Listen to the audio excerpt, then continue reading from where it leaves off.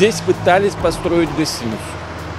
Это в 2000-х годах, но тогда общественность вмешалась, и было ясно, дан такой позыв, что крымско-татарская общественность не позволит здесь строить гостиницу, потому что это является, помимо и исторически, еще и святое место, потому что, я говорю, здесь были похоронены известные люди, ученые.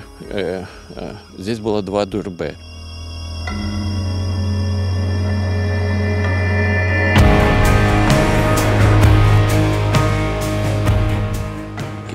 Безусловно, здание и исторически, и архитектурно очень ценно для нашей истории. Но, к сожалению, она не находится ни в каком реестре. Добиться этого было невозможно из-за того, что здание приватизировано частным лицом. А он сейчас достаточно на высоком уровне.